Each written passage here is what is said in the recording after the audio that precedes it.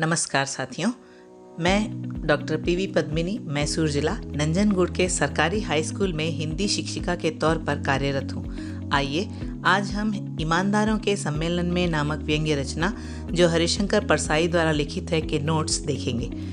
इस वीडियो के उपलब्ध नोट्स का PDF आप डिस्क्रिप्शन में दिए गए लिंक के ऊपर क्लिक करके डाउनलोड कर सकते हैं। आइए देखते हैं। एक वाक्य के प्रश्नोत्तर इस प्रकार हैं। प्रस्तुत कहानी के लेखक कौन हैं? प्रस्तुत कहानी के लेखक हरिशंकर परसाई हैं। लेखक दूसरे दर्जे में क्यों सफ़र करना चाहते थे? लेखक दूसरे दर्जे में सफ़र करके पहले दर्जे का किराया वसूलना चाहते थे। लेखक की चप्पलें किसने पहनी थीं?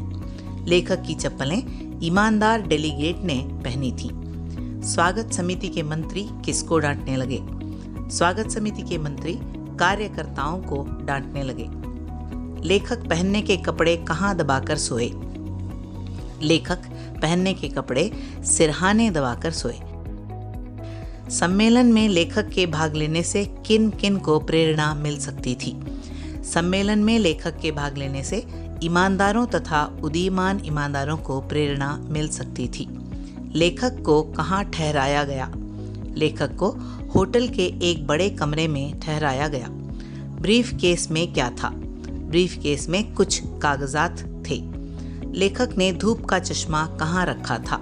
लेखक ने धूप का चश्मा टेबल पर रखा था। तीसरे दिन लेखक के कमरे से क्या गायब हो गया था? तीसरे दिन लेखक के कमरे से कंबल गायब हो गया था।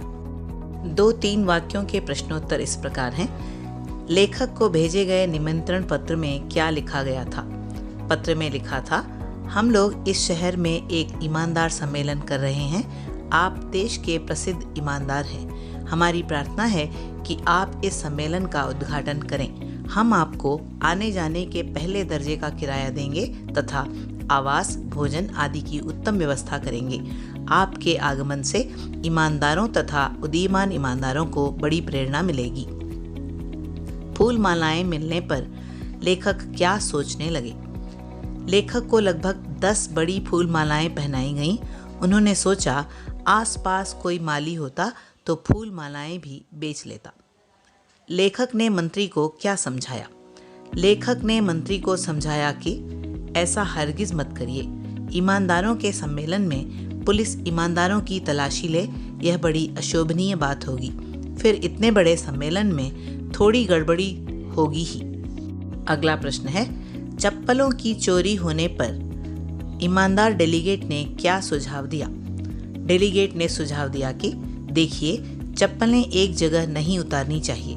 एक चप्पल यहाँ उतारिए तो दूसरी 10 फीट दूर, तब चप्पलें चोरी नहीं होती। एक ही जगह जोड़ी होगी तो कोई भी पहन लेगा। मैंने ऐसा ही किया था। लेखक ने कमरा छोड़कर जाने का निर्णय क्यों लिया? होटल के कमरों में बहुत ज़्यादा चोरियां होने लगी थीं। अपने पास बची वस्तुओं को सुरक्षित रखने के लिए लेखक ने कमरा छोड़कर जाने का निर्णय लिया। मुख्य अतिथि की बेईमानी कहाँ दिखाई देती है? मुख्य अतिथि ने ईमानदार डेलीगेट की फटी पुरानी चप्पलें बिना बताए पहन ली थीं। इससे पहले वे सोचते थे कि दूसरे दर्जे में यात्रा करके पहले दर्जे का किराया वसूल कर लिया जाए और स्वागत में पहनाई गई 10 फूल मालाओं को किसी माली को बेच लेता। 4-6 वाक्यों में उत्तर लिखिए। लेखक के धूप का चश्मा खो जाने की घटना का वर्णन कीजिए। लेखक के धूप का चश्मा कहीं खो गया था। आसपास यह बात हर जगह फैल गई। इस बीच एक सज्जन लेखक के पास आए और बोले, बड़ी चोरियां हो रही हैं। देखिए, आपका धूप का चश्मा ही चला गया। लेखक ने ध्यान से देखा तो वे सज्जन उनका ही धूप का चश्मा पहने हुए थे। दूसरा प्रश्न है, मंत्री तथा कार्यकर्ताओं के बीच में क्या वार्तालाप हुआ? मंत्री कार्यकर्ताओं को डांटने लगे, तुम लोग क्या करते हो? तुम्हारी ड्यूटी यहाँ है। तुम्हारे रहते चोरियां हो रही हैं। यह ईमानदार सम्मेलन है। बाहर यह चोरी की बात फैली तो कितनी बदनामी होगी। कार्यकर्ताओं ने कहा, हम क्या करें? अगर सम्माननीय डेलीगेट यहाँ वहाँ जाएं तो क्या हम उन्हें रोक सकते हैं? तब मंत्री ने गुस्से से कहा, मैं पुलिस को बुलाकर यहाँ सबकी तलाशी करवाता हूँ। सम्मेलन में लेखक को कौन से अनुभव हुए, संक्षेप में लिखिए। सम्मेलन के शानदार उद्घाटन के बाद लेखक कि चप्पलों की अदला बदली हो गई। लेखक ने देखा कि बिस्तर की चादर भी गायब है। अगले दिन उन्होंने देखा कि 2 और चादरें होटल के कमरे से गायब थीं। इसी दौरान उनका धूप का चश्मा भी खो गया था। बाद में उन्होंने एक सज्जन व्यक्ति के पास देखा। सम्मेलन के तीसरे दिन उनका कंबल भी गायब था। अगले दिन लेखक रात को पहनने के कपड़े सिरहाने दबाकर सोए और नई चप्पलें तथा शेविंग के डिब्बे को बिस्तर के नीचे दबाया। अगले दिन ताला चोरी हो गया। तब लेखक ने तय किया कि जल्दी से उस जगह को खाली करना चाहिए। अनुरूपता। पहला है, पहला दिन चप्पलें गायब थीं, दूसरे दिन धूप का चश्मा। दूसरा प्रश्न है, तीसरे दिन कंबल गायब था, चौथे दिन ताला। तीसरा है, रिक्शा 3 पहियों का वाहन, साइकिल 2 पहियों का वाहन। चौथा है, रेलगाड़ी पटरी, हवाई जहाज आकाश। रिक्त स्थानों को सही शब्दों से भरिए। हम लोग इस शहर में एक ईमानदार सम्मेलन कर रहे हैं। दूसरा है, आपकी चप्पलें नहीं गईं, यह गनीमत है। तीसरा है, यह मेरा चश्मा लगाए इत्मीनान से बैठे थे। चौथा, फिर इतने बड़े सम्मेलन में थोड़ी गड़बड़ी होगी ही। विलोम शब्द लिखिए। पहला है आगमन प्रस्थान, दूसरा रात दिन, तीसरा जवाब सवाल, चौथा बेचना खरीदना, पांचवा सज्जन दुर्जन। बहुवचन रूप लिखिए। कपड़ा कपड़े, चादर चादरें, बात बातें, डिब्बा डिब्बे, चीज चीजें। प्रेरणार्थक क्रिया रूप लिखिए। ठहरना ठहराना ठहरवाना, धोना धुलाना धुलवाना, देखना दिखाना दिखवाना, लौटना लौटाना लौटवाना, उतरना उतराना उतरवाना, पहनना पहनाना पहनवाना। संधि विच्छेद करके संधि का नाम लिखिए। स्वागत सु प्लस आगत यण संधि, सहानुभूति सह प्लस अनुभूति दीर्घ संधि, सज्जन सत प्लस जन व्यंजन संधि, परोपकार पर प्लस उपकार गुण संधि, निश्चित निह प्लस चित विसर्ग संधि, सदैव सदा प्लस एव वृद्धि संधि।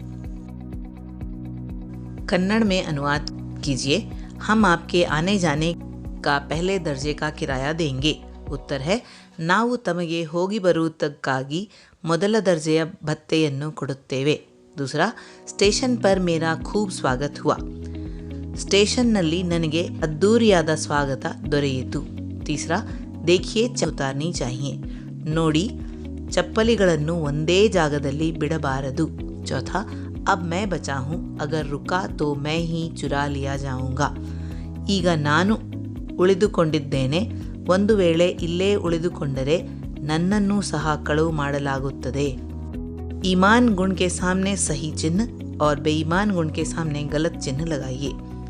दूसरे लोगों की वस्तुओं को वापस पहुंचाना सही, चोरी करना गलत, रास्ते में मिली वस्तुओं को पुलिस स्टेशन पहुंचाना सही, काम चोरी करना गलत, बगल में छुरी मुंह में राम राम करना गलत, झूठ बोलना गलत, नेक मार्ग पर चलना सही, जानबूझकर गलती करना गलत, बहाना बनाना गलत, सच बोलना सही, समय पर काम पूरा करना सही, धोखा देना गलत, जालसाजी करना गलत, चोर बाजारी और मिलावट करना गलत, निष्ठा से कार्य करना सही, भ्रष्टाचार में शामिल होना गलत, सेवा भाव से दूसरों की सहायता करना सही, देश के प्रति सच्चा अभिमान रखना सही, सच्चे भाव से बड़ों का आदर करना सही, अपने सहपाठियों के साथ भाईचारे का व्यवहार करना सही। चित्र देखकर कहानी रचिए और उसके लिए एक उचित शीर्षक दीजिए। यहाँ पर 3 चित्र दिए गए हैं। इन चित्रों के आधार पर एक छोटी सी कहानी रची गई है। देखिए। गोपाल को अपने काम की वजह से बैंक जाना था। उसने एक ऑटो रिक्शा को बुलाया और अपना बस्ता तथा ब्रीफकेस लेकर बैठ गया। रिक्शा ड्राइवर का नाम श्याम था। बैंक जाने की जल्दबाजी में गोपाल ने अपना ब्रीफकेस रिक्शा में ही छोड़ दिया।